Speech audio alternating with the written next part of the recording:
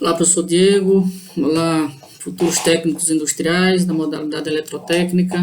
Boa noite. Estamos fazendo esse vídeo aqui exclusivamente para vocês, a pedido do professor Diego. Temos muito apreço pela sua capacidade, pela sua dedicação ao ensino técnico. Parabéns, professor Diego. Então, vamos discorrer aqui sobre o que mais está afligindo vocês, segundo a informação do professor Diego, né? Vocês estão muito apreensivos, preocupados com relação ao que está ocorrendo, né? Tendo em vista a publicação recente do nosso Conselho Federal com a nota pública, né? Acho que é isso, é nota pública, né? Que foi recentemente divulgada, né? Em função da reação evidente, tá, por parte da comunidade dos engenheiros mecânicos, tendo em vista a publicação da Resolução 101. Essa Resolução 101, ela diz respeito exclusivamente aos técnicos da mecânica. Então, não tem nenhuma interferência, tá, nas atribuições dos eletrotécnicos. Então, fiquem tranquilos com relação a isso, porque o projeto que está tramitando na Câmara Federal, tá, que é o projeto de decreto legislativo, né, é um dispositivo legal que visa anular determinados resoluções e outros dispositivos para tornar sem efeito, evidentemente. Tá? Então, esse projeto de decreto legislativo de interesse, né, do sistema Confea-CREA, para defender, evidentemente, os profissionais da mecânica nele registrado, que se sentiram afrontados pela publicação da Resolução 101 dos técnicos de mecânica. A Resolução 074, que é a resolução que rege e detalha todas as atribuições relacionadas a vocês, técnicos de eletrotécnica, tá? Já considero vocês como técnico eletrotécnico, em função já, né, do andamento aí da formação de vocês. Então, sintam-se já técnico eletrotécnico nesse aspecto. Essa resolução está completamente intacta, não tem nenhuma ameaça, tá, que saiba, com relação à sua vigência. Tá? O decreto ao qual ele se referiu, né, que um dos questionamentos de vocês é, poxa, mas a gente, o decreto ainda vale, né, nós estamos, podemos trabalhar em função do decreto?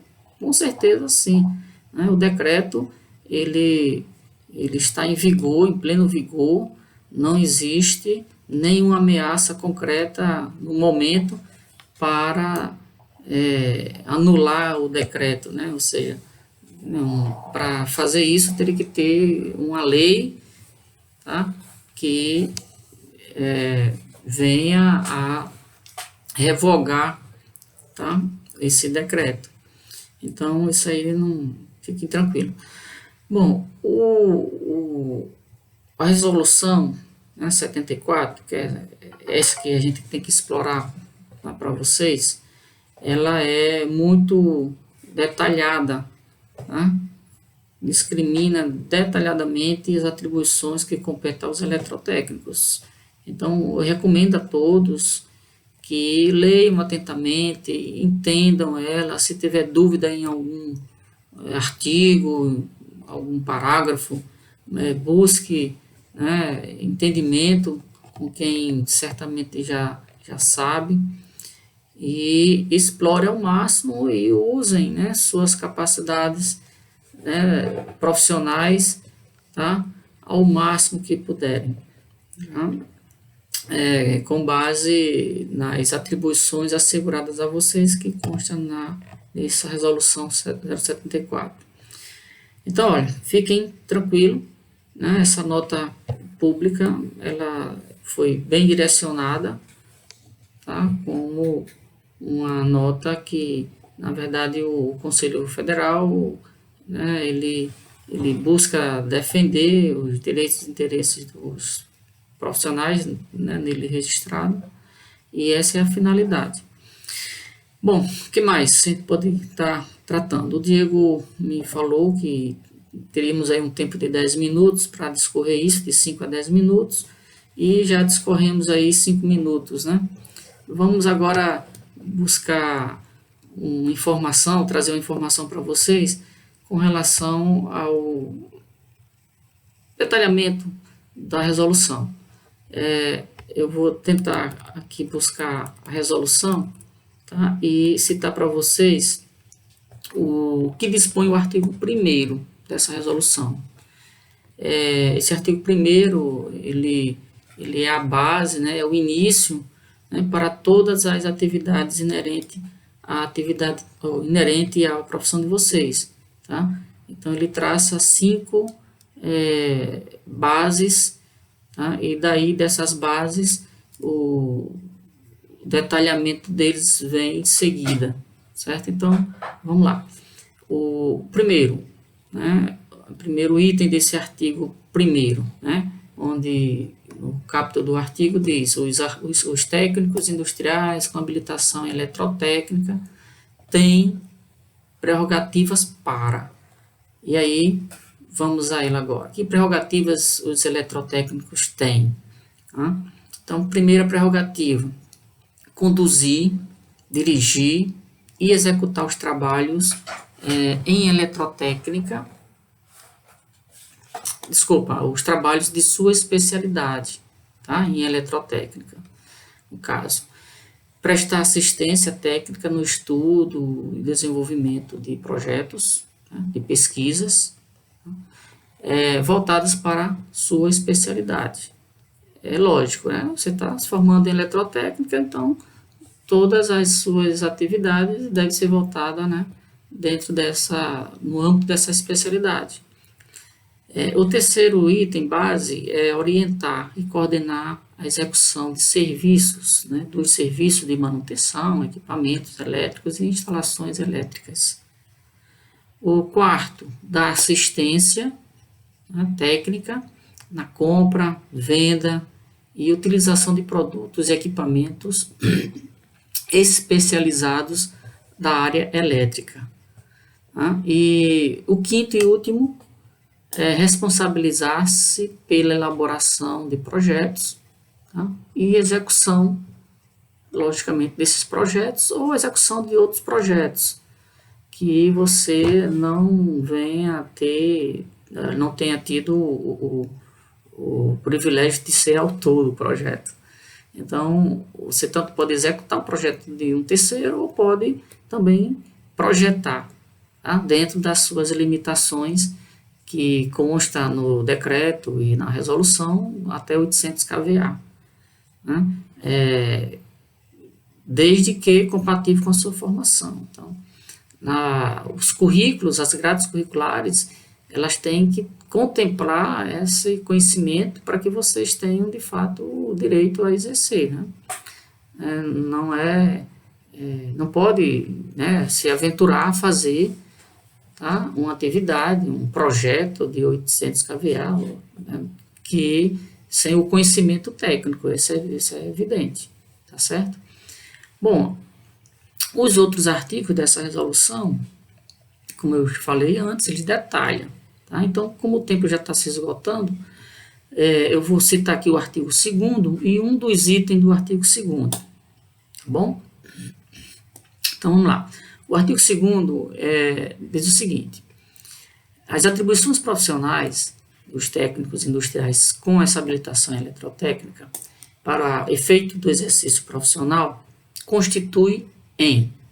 E aí tem os itens correspondentes, né? São 2 itens e esses 2 itens eles são depois detalhados também, Tá? Então, o primeiro item é dirigir e ou conduzir a execução técnica de trabalhos profissionais, montagem, tá? Operação, reparo, manutenção, tá? E demais obras e serviços da área elétrica. Tá? O segundo item se refere à prestação de assistência e assessoria no estudo de viabilidade e desenvolvimento de projetos e pesquisas tecnológicas ou, né, nos trabalhos de vistoria, perícia, avaliação, arbitramento e consultoria em eletrotécnica, tá? Observando, como falei antes, os limites desta resolução, bem como exercer, dentre outras, as seguintes atividades. E aí detalha as demais atividades que complementam esses itens que foram citados, tanto as prerrogativas, né, no artigo 1º, né, quanto, né, as atribuições que se refere essa resolução, tá, nos seus itens 1 e 2, como eu acabei de dizer para vocês, de citar para vocês.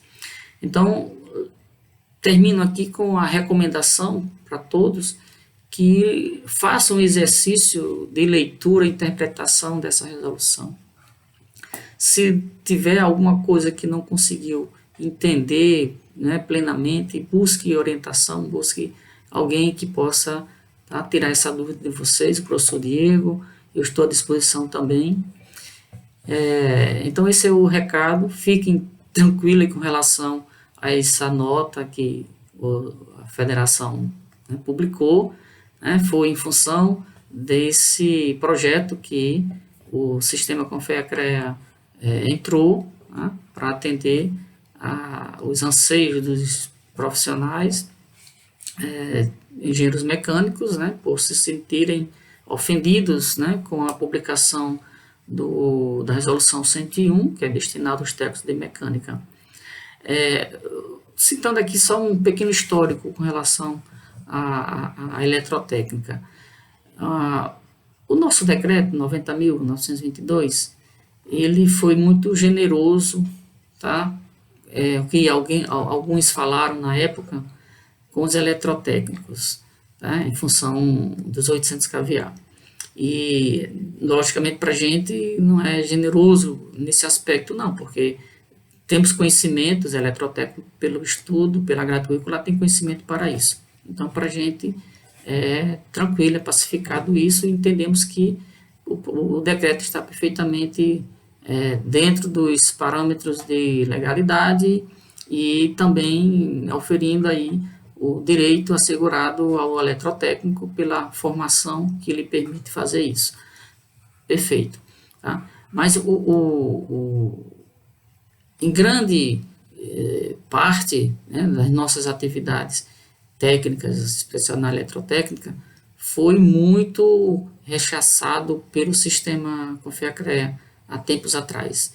E aí foi preciso, tá, para que prevalecesse o direito e o decreto em vigor, ingressássemos em ações judiciais, tá, para fazer valer esse direito. E muitas ações, né, grande maioria das ações que ingressávamos, o sindicato ingressando em nome dos técnicos, outras situações o próprio técnico ingressava, e tivemos êxito na mais grande maioria mesmo. Tá? Isso comprova que, no âmbito do judiciário, o decreto está perfeitamente coerente, compatível com a formação dos eletrotécnicos.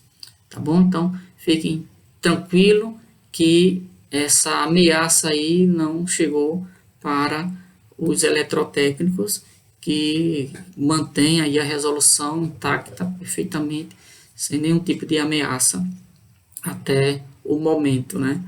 Houve até, inclusive, um projeto, na época aí, acho que na década de 80, foi 90, para considerar inconstitucional o decreto, certo? Isso motivado, lógico, pelo sistema Confea-CREA e tal. E esse pedido, né, de inconstituição, essa busca para tornar inconstitucional, não teve êxito, então o decreto está perfeitamente legítimo e em vigor e não tem nada de inconstitucional no decreto 90.922, tá bom? Então, um forte abraço a todos. Desculpe, eu sou Teônio, acho que o Diego certamente me apresentou antes, né, desse vídeo. Eu só reforçando, eu assumo atualmente a gerência do escritório do CRT2 aqui no Ceará. Tá? A sede vai estar funcionando na Avenida Santos Dumont, 304, edifício Bernardino Macedo. Nós vamos estar funcionando logo depois que passar esse período aí de pandemia e tal, nós vamos estar funcionando lá. Previsto para agosto, ou julho, ou máximo agosto.